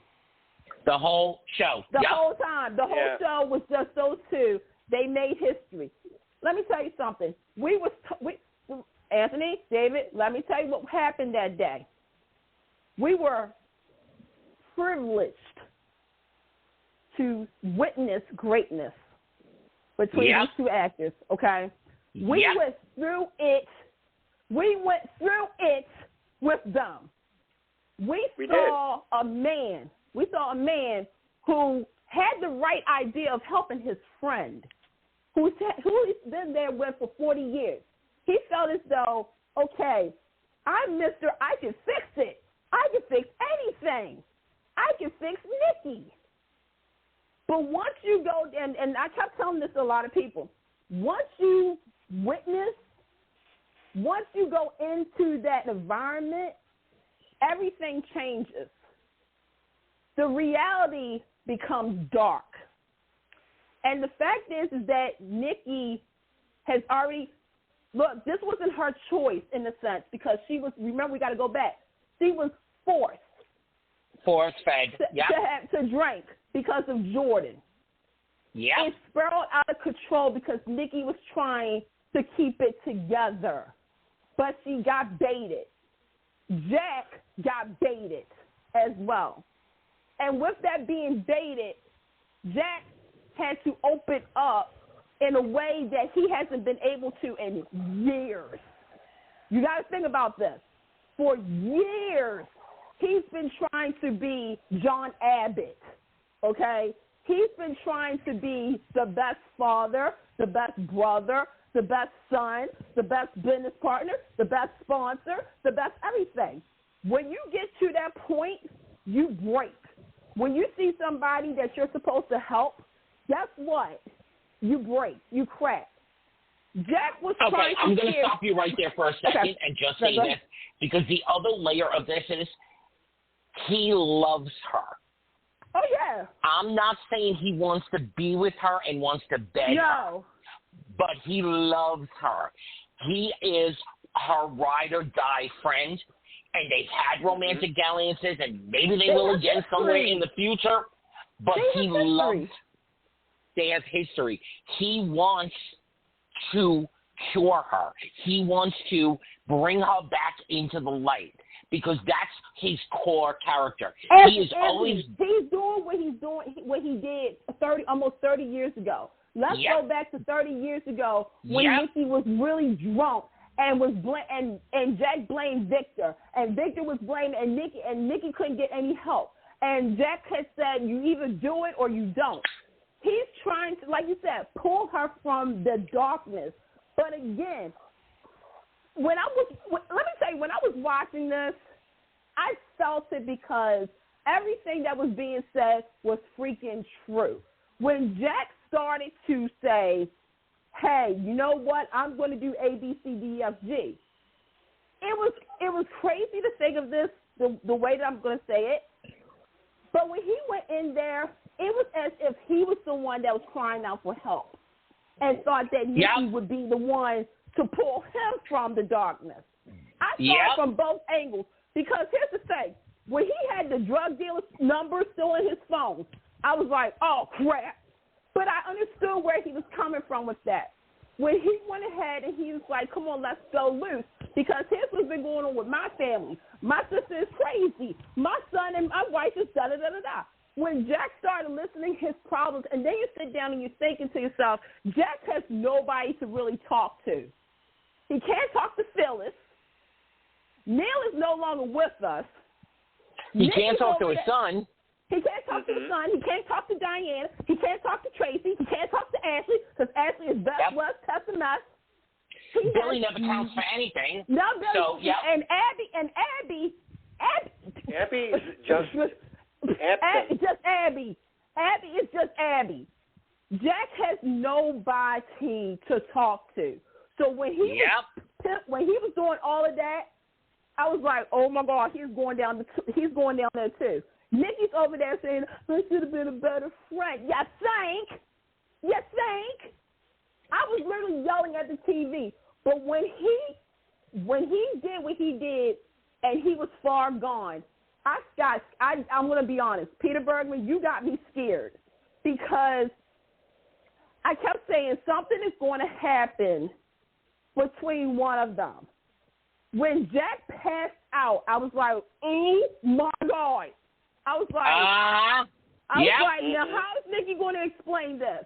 How is Nikki going to explain this to Victor? How is they going to explain this to Diane? How are they going to explain this whole situation? When Victor showed up and the disgust he had on his face, this, for those who don't know, this isn't the first time that Victor had had that look towards Nikki. Because the last time I saw that disgust and his range was when he saw Nikki sleeping with Deacon Sharp. Yes, Deacon Sharp, when he was drunk and in that hotel room. When Jack, I think Victor, and here's the thing, oh my God, this is such a beautiful umbrella. It's not so much that the history of Jack and Victor is being played, but the thing is that with Victor, he couldn't save Nikki from Jordan. But damn it, he can save Nikki from Jack. Victor's conscience and ego has been bruised because of Jordan. Nikki has been ruined because of Jordan. Because of Jordan doing what to Nikki, now Jack's involved, and because of what happened, now Jack is going to have to face some consequences. Because Diane said, can I trust you? But wait, hold on, Candace, because it goes a little deeper than that. It goes down to the fact that whenever Victor couldn't, Jack could. Whenever Victor couldn't, Jack could. So that's a motivation that's always underneath it all. Because Victor has always hated the fact that Nikki, that his own daughter, that certain people in his life look to Jack and understand that Jack is the moral compass that Victor can never be. That's all playing underneath it all too. It was just delicious television, because you saw the disgust, and then when Victor comes over there to Jack, first and foremost, whoever brought back the music cue, thank you, because when he opened the door, he was like, "You stay away from Nikki. You understand?" I was like, I'm going. See, that's what make me scared. I'll be like, you know what, Jack? Maybe you just need to shut the door. Because now Diane feels a certain type of way. This, like I said, this is, I'm going to be honest, that week was William J. Bell. It was the spirit of William J. Bell. Because that was well crafted. That was very well crafted. They brought back the wine cellar from the Newmans. Like when Victor kept Julia's husband, and now Julia's down there. I'm like, come through, Young Rockland.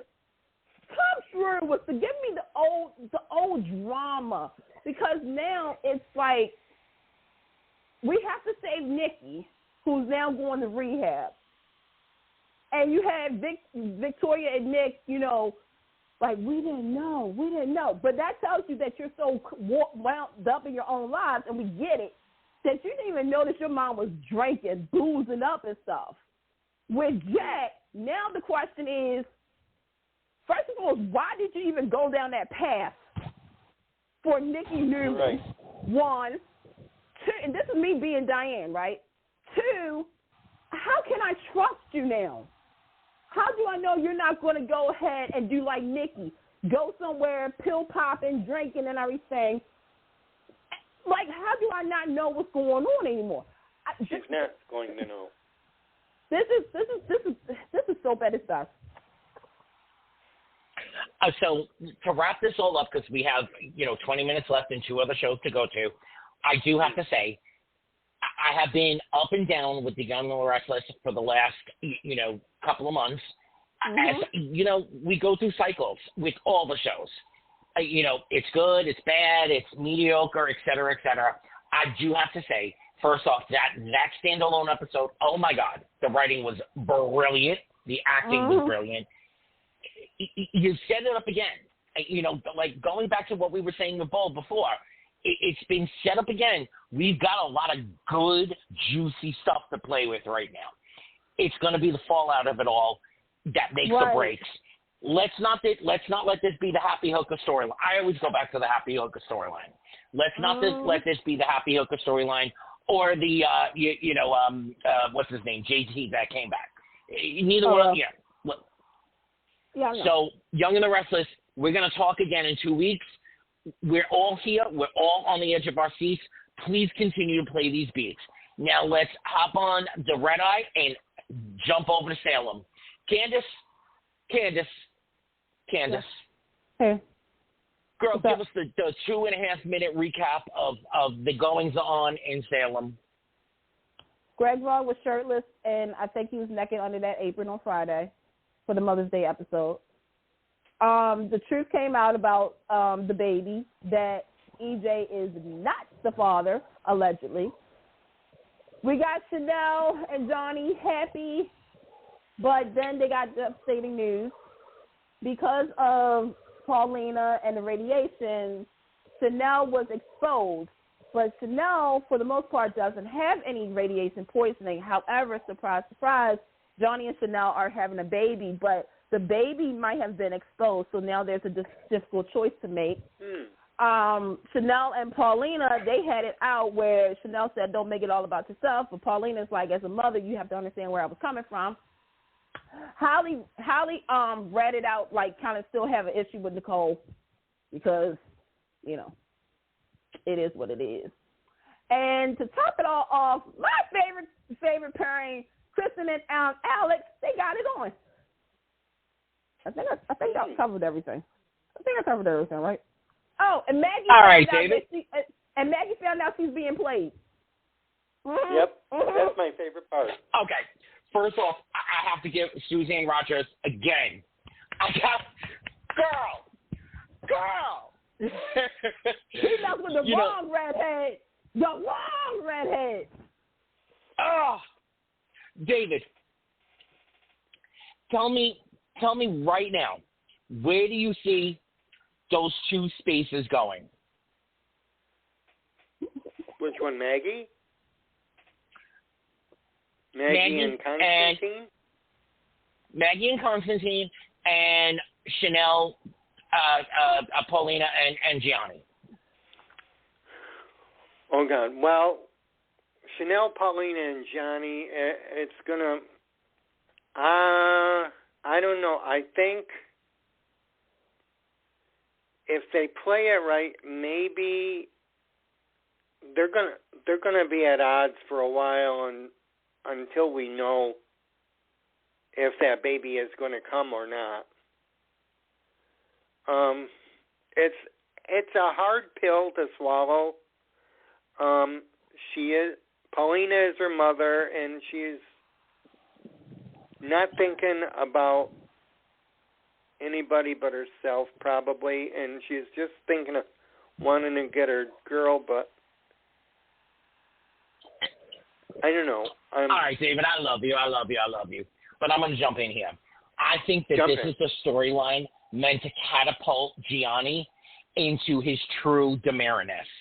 Candace, do you agree or no?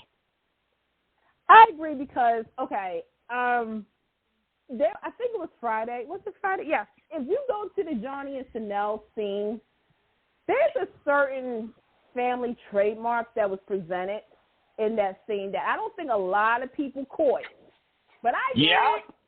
Yep, girl. Yep, that's exactly what I was talking about. Go, girl. It was the Phoenix.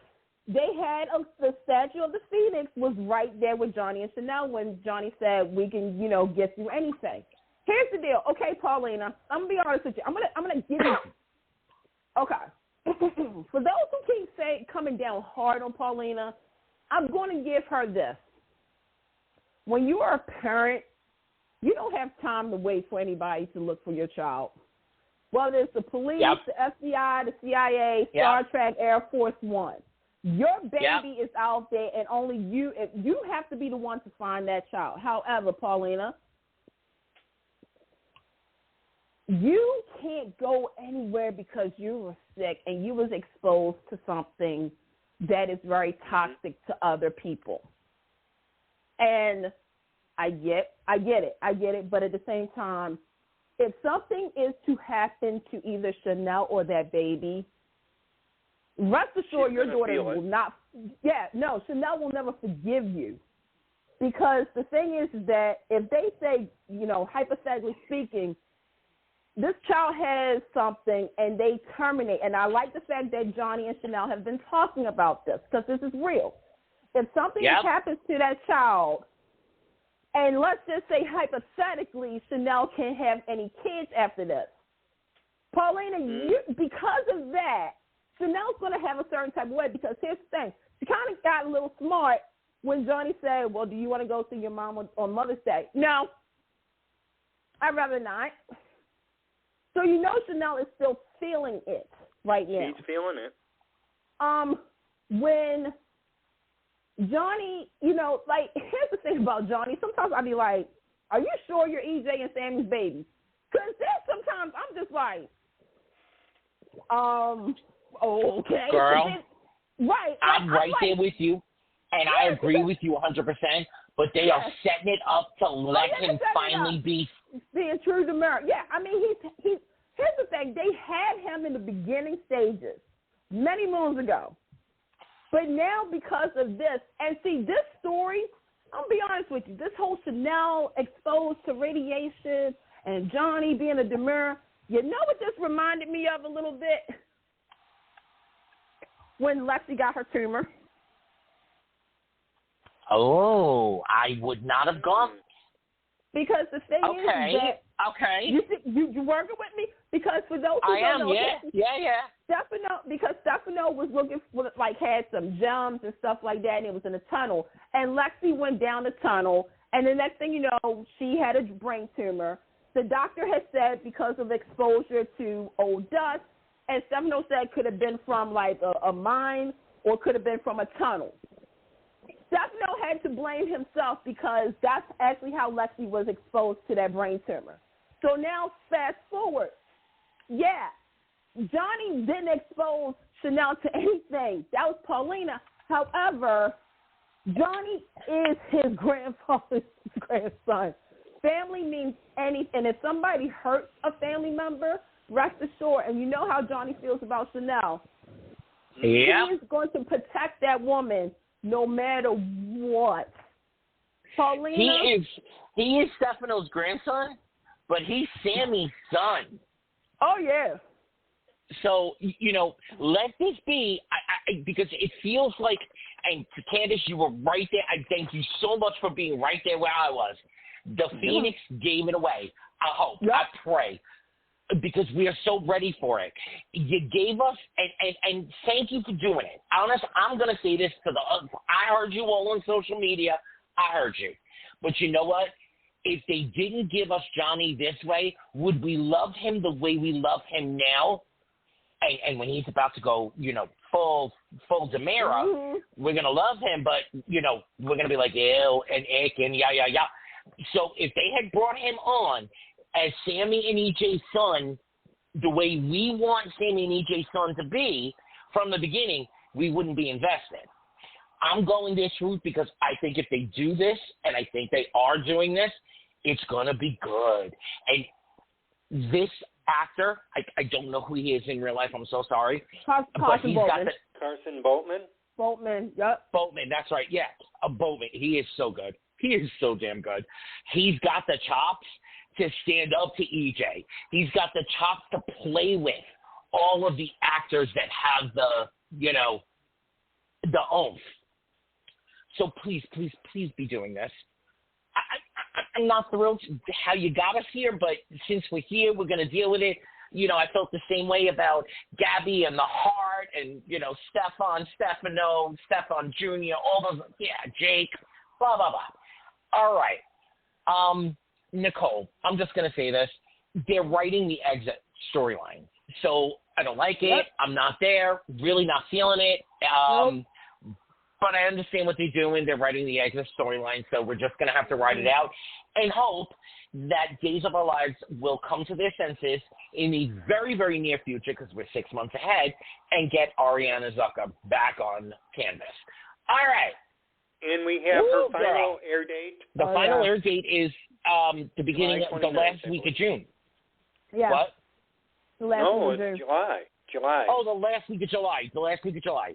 Yeah. All right.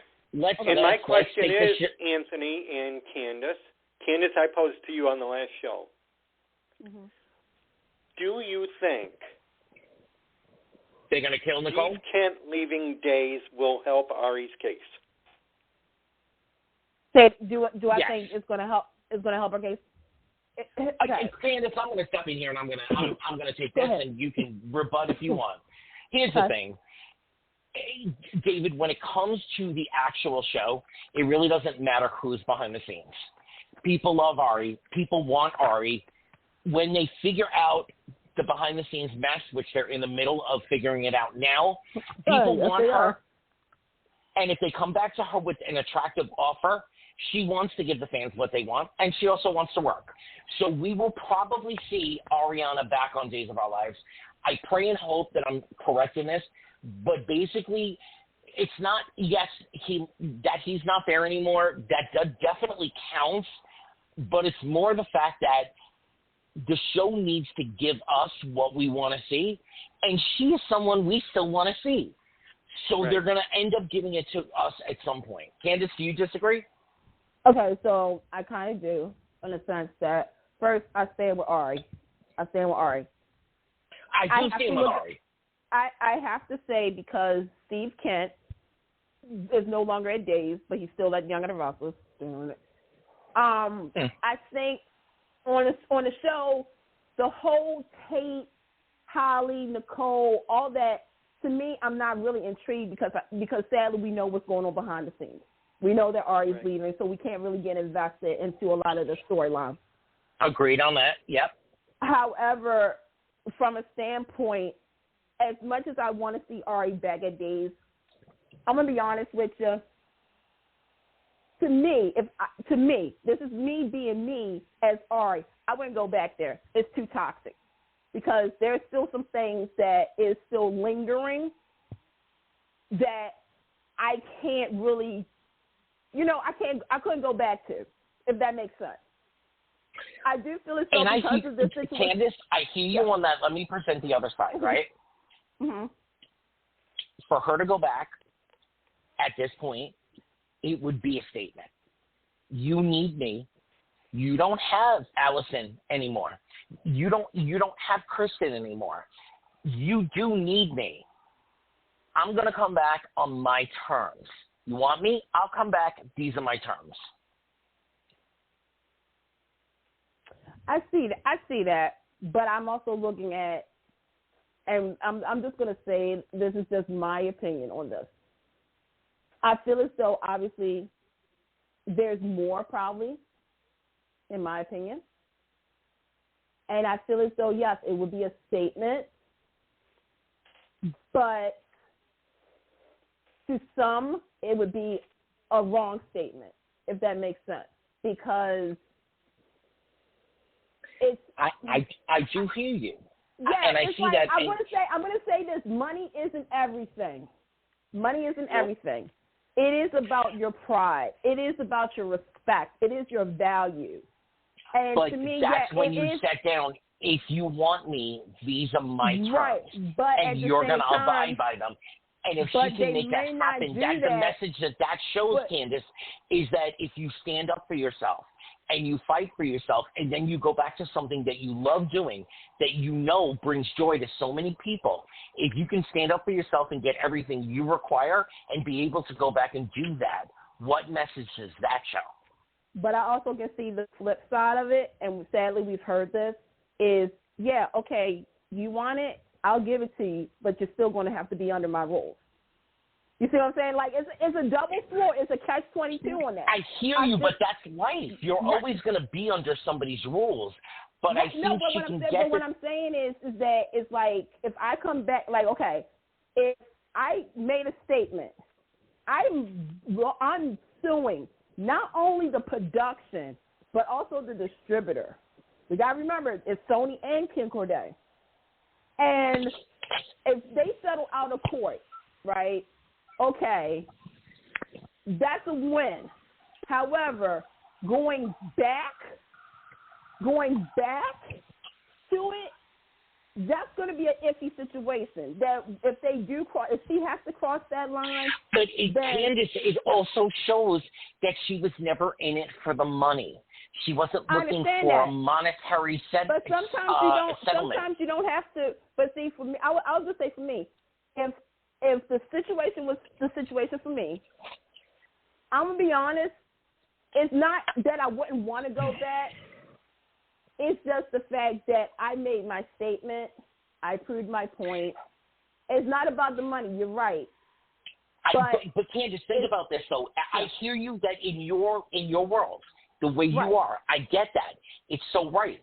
But when you listen to all the interviews that Ari ever gave over her career, she loves giving the audience Nicole what they want.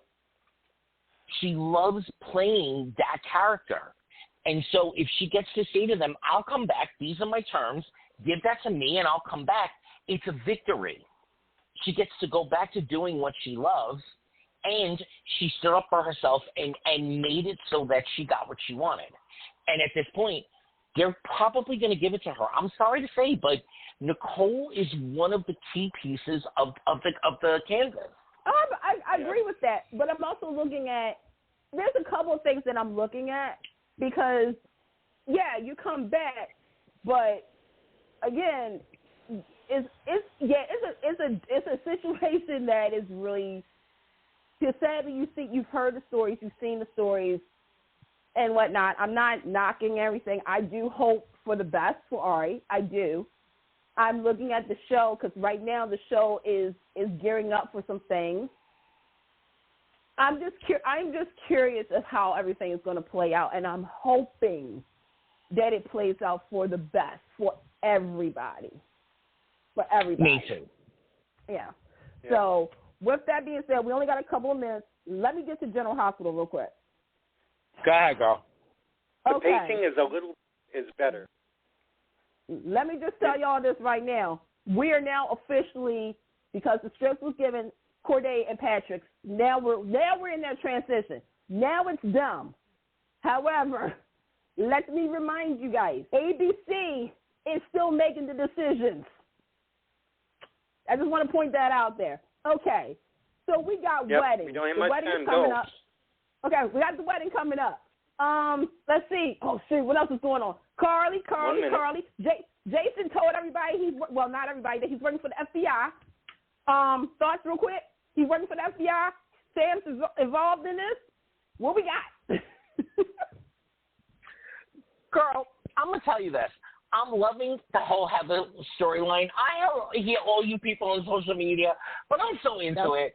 Allie Mills is a great Heather. Heather is a great character. We have gotten people back from the dead multiple times. We have made love with aliens. I am so okay with letting Heather get away with a mental condition in her hip and getting back on the streets of Port Charles. I'm sorry, I am. Thank you very much. We're going to be back in 2 weeks with great shows. Yep. You guys, take care. After Forever. Check it out. It's not on Amazon yet, but check it out when it comes out. Thanks, Kevin. Thank you. Good night, everyone. Thank you, guys. Bye.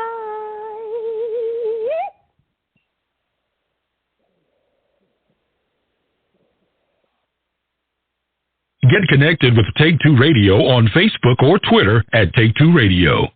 For email updates on future shows, follow at Blog Talk Radio. For previous episodes, upcoming guests, and more, visit Take2Radio.com.